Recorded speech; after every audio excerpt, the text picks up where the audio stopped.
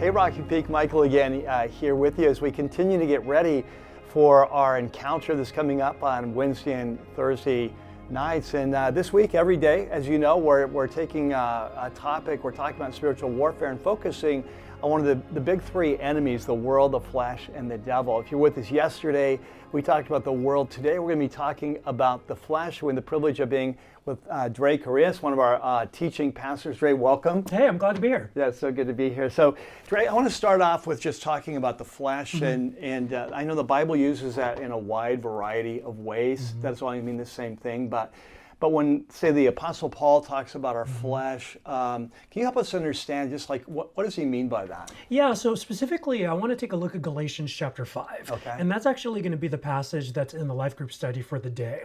But in Galatians chapter 5, in verses 16 through 19, when Paul is talking about the flesh, he's talking about something more than our physical bodies. Right. I think a lot of times we hear that word and we think kind of surface level. Yeah. But Paul is actually using that to talk about our heart, and specifically the fallen nature of our heart. You know, we've been ravished by sin. And so one way that I've always really connected with is how you over the years have talked about the flesh as being this tug our heart still has to the dark side. Yeah, like I always call it the magnetic pull to the dark side. That even though we've been saved by Christ, as long as we're on this side of heaven, we still have this tug, this pull to what's contrary. Yes. And that's a key word, that's a key distinction that Paul makes in Galatians 5, that the way of the flesh is contrary to life of the Spirit, or life in the kingdom. It wants to lead us away to transformation. And in those passages, you see Paul gets very specific about ways this can look like, the path of the flesh. Yes, yeah. And I think one thing that's always struck me there is I think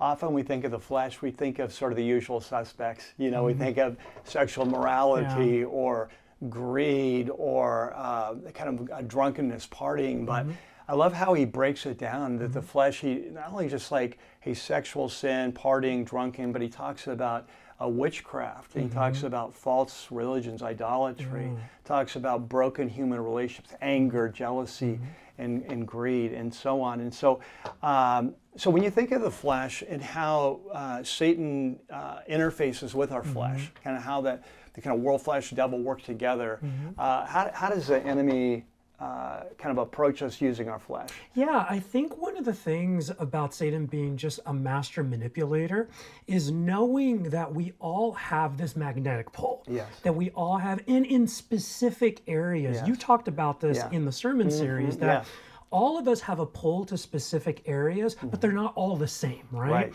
And as you talked about, we tend to think of the big two, sexual immorality, finances. But like you identified in that passage, Paul talks about broken relationships, conflict, you know, substance abuse in different ways. Well, the enemy is crafty and he knows that our heart has certain weaknesses to some of the areas. So if sexual immorality is not my weakness, the enemy is not going to try to appeal to that. But if, let's say, substances or anger, division is, the enemy is going to tempt me in those ways. He's going to appeal to that. He's going to hit me at times of weaknesses and exhaustion. And so his role is to leverage what sin has already done. Yeah, I think that's an excellent way of putting something to leverage. You know, it's interesting because often we think of flesh in the way Paul describes it there, these areas, but what's really interesting too is that we can like approach our Christian life in the flesh as well, because really the flesh deals with like who we are apart from Jesus, and sometimes we can approach even our own Christian life growth transformation as if this is something we're to be doing in our own strength, in our own power. I know that's something you and I have talked about in the past, but maybe what are some things that God has been teaching you about that? Yeah, I think I often come back to this image of an iceberg, right? That we've talked about, like whether it's sexual immorality or like not worshiping a different God, right? Let me use the example of like murder. That the tip of the iceberg is, as long as I'm not murdering someone, I'm good. Right. And I'm not struggling with this. And I think to your point, that's where we often miss what's below the surface, that our behaviors tend to be an overflow of something that's happening in our heart, something that's happening at a core level. So for me personally, I have experienced this, and God has grown me in this through just the wrestling with discouragement. And I think a lot of people can relate to that discouragement has often been a part of my story, and I'm prone to it. It's one of my weaknesses that the enemy tries to leverage, and it can manifest in a lot of different ways. The enemy could create this narrative, could have that voice that's telling me I'm not measuring up as a husband or as a father, as a pastor, as an employee, as the head of a household, managing my finances, whatever it could be. And in and of itself, that's not me succumbing to the flesh. Right. But what it could do, at least in my life, is that it creates an idol that I need to work harder.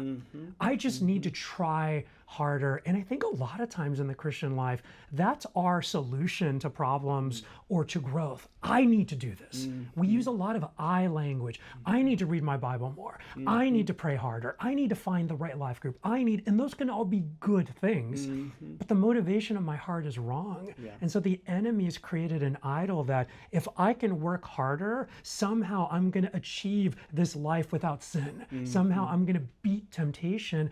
And the funny thing is, as I even reflect on it, I eliminate Jesus from it. Yes. It's not the work of Jesus in me. And so I've spent many years and many seasons trying to outwork the enemy. And I don't have the power or the authority to defeat the enemy. Jesus has. And so really in the last 2 years of my life, the Lord has been doing a spectacular work where he's been reminding me what it means to depend on him. And I think of Matthew chapter 5, like blessed are the poor in spirit. That's a call to dependence. And so I have to remember that the battle has already been won. And so I've talked about this in sermons that I've given here at Rocky Peak. But a big way that the Lord has been changing that in my life is how I wake up in the morning. That I often wake up saying something like Psalm 23:1, the Lord is my shepherd, I lack nothing. Because it's a reminder that I am as loved and as empowered as I'm going to be before I have produced anything. And the reason why that is so important is I think of going back to Galatians 5, that reminds me that my life is already in the Spirit. And so when I feel the temptations, when I feel the enemy trying to leverage that magnetic pull, it reminds me of what's true. Because that's, I think, what's crafty about the enemy's role in the flesh is he's a convincing liar. And these narratives seem very believable. If only you would work this out. And it becomes an idol. And I have to call it what it is. It's on Paul's list. It's an idol. And so that's something that the Lord's been doing in my life to just teach me and grow me in this area. That's beautiful. I was thinking, as you're sharing, I was thinking, I think it's Galatians 3 where Paul says to the Galatians, you began in the Spirit, will you now be perfected by the flesh?